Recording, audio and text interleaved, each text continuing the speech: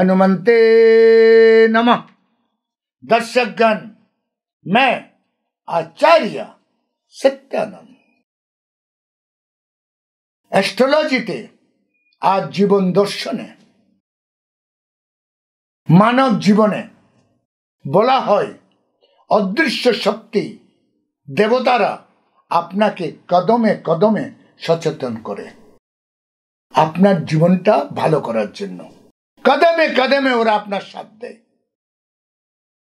ধর্মগ্রন্থে এগুলো সব লেখা আছে, কিন্তু দুর্ভাগ্য সনাতন ধর্মের যে আমরা ধার্মিক নয়।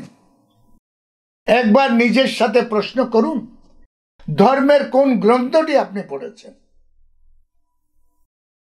জবাব পাবেন, আমি কোনো ধর্মগ্রন্থ পড়িনি, যেটা শুনেছি সেটা করেছি।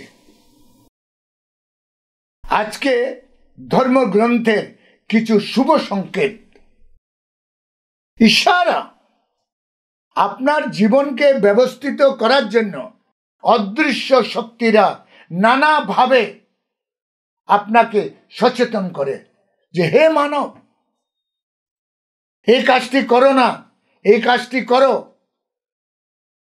এবং ঋষিমুনিরা এগুলো লিপিবদ্ধ করে গেছে। তার মধ্যে যতগুলো ঋগ্বেদ থেকে, বেদ থেকে নিয়ে, পুরাণ থেকে নিয়ে আর গীতা একটি মহত্বপূর্ণ গ্রন্থ। মানুষকে জীবনে 24 ঘন্টার মধ্যে 1 ঘন্টা या 2 ঘন্টা সনাতনীরা যে কোনো ধার্মিক পুস্তকের অধ্যয়ন করা উচিত।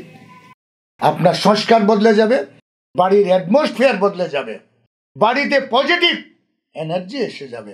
গীতার একটা শ্লোক যদি আপনি পড়েন, দেখবেন আপনার বাড়ির দুর্দশা কাটতে লেগে যাচ্ছে। গীতা রাখা, যত্ন করে রোজ একটা গীতাতে ফুল দেওয়া, এটা একটা দৈনিক প্রক্রিয়া হওয়া আপনার উচিত। দেখবেন আপনার প্রবলেম নিজের থেকে চলে যাবে, কারণ ধর্ম বন্ধন শিখায়। ধর্মের যে শিক্ষা মন মস্তিষ্কের মধ্যে চলে আসে। দর্শকগণ, আজকে কিছু শুভ সংকেত আপনাকে জানাচ্ছি। মনে রাখবেন, আপনারা লেনদেন করেন টাকা পয়সার অনেক। টাকা পয়সা লেনদেন করতে করতে হঠাৎ আপনার হাত থেকে টাকাটা নিচে পড়ে যায়, या শিক্ষা নিচে পড়ে যায়। মনে রাখবেন, এটা আপনার জন্য অত্যধিক শুভ সংকেত। ওই দিন আপনি আপনার কর্মের প্রতি ধ্যান রাখবেন। কোথাও না কোথাও আপনার জন্য একটা বড় এগ্রিমেন্ট তৈরি হচ্ছে। লেনদেন করার সময় হাত থেকে টাকা পয়সা কোনোটা ফট করে নিচে পড়ে যাওয়া চমৎকার।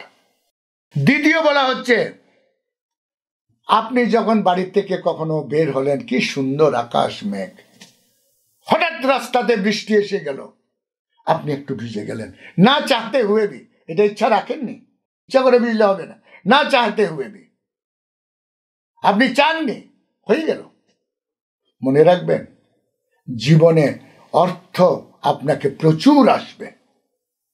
শুধু সে দিনটা খেয়াল রাখবেন, সে দিনটা আলস্য করবেন না। যেই সংকেতগুলো আমি বলছি, এই সংকেত যদি আপনি পান, সেই দিন আলস্য করে, পিকনিক করে, সিনেমা দেখে সময় কাটাবেন না। আপনার জন্য সেদিন একটা বড় এগ্রিমেন্ট ওয়েট করছে, একটা বড় চান্স ওয়েট করছে। তৃতীয় বলা হচ্ছে, আপনি কোনো দরকারি কাজে প্রাতঃকাল কোথাও বের হচ্ছেন। আপনি কোনো দরকারি কাজে প্রাতঃকাল আপনি বের হচ্ছেন, হঠাৎ আপনার কানে মন্দিরের ঘন্টা অথবা শঙ্খ অথবা মন্দিরের ধার্মিক কাঁসা ঘন্টা কিছু শোনায় পড়ল, কোনো মন্ত্র শোনায় দিল।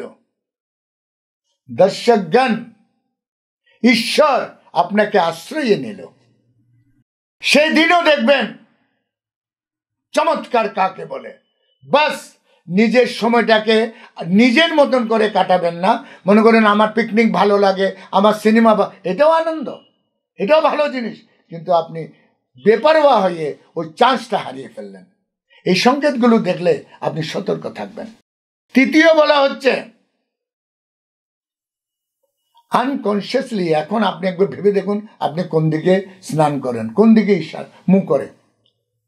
আমি যেটা বলবো এই দিশাতে যদি না করে থাকেন তাহলে আজ থেকে এই দিশাতে বসে এই দিশার দিকে মুখ, উত্তর অথবা পূর্ব, উত্তর অথবা পূর্ব দিকে মুখ করে যদি আপনি স্নান করেন তাহলে বলা হচ্ছে উত্তরের কুবের, পূর্বে শাক প্রতিষ্ঠা সূর্যের আশীর্বাদে আপনি ধীরে ধীরে ধীরে ধীরে কখন ধনবান হয়ে গেছেন, কখন করোড়পতি হয়ে গেছেন, কখন আপনার অট্টালিকা হয়ে গেল, আপনার খুশি নেই। কোনোদিন ভাববেন যে মহল, এই বাড়ি, এগুলোর কি আমি মালিক? অনলি স্নান, গঙ্গা যখন আপনার শরীর থেকে প্রভাবিত হয়, উত্তর দিকে শিবের জায়গা, উত্তর দিকে কুবেরের জায়গা, আর পূর্ব দিকে হচ্ছে আমাদের গ্রহের রাজা সম্রাট সূর্যের জায়গা, যে 7খানা রেম্বো ঘোড়া নিয়ে চলাচল করে 24 আওয়ার্স। দর্শকগণ, এই শুভ সংকেতগুলো মানুন, নিজের জীবনকে ধনবান, করোড়পতি, অরবপতি, অসীম জায়গায় নিজেকে নিয়ে যান। আজকে আমার সময় এখানে শেষ, কাল আমি আবার আসছি আরো একটি টোটকা নিয়ে। ততক্ষণের জন্য বিদায়। ওম হনুমন্তে নমঃ।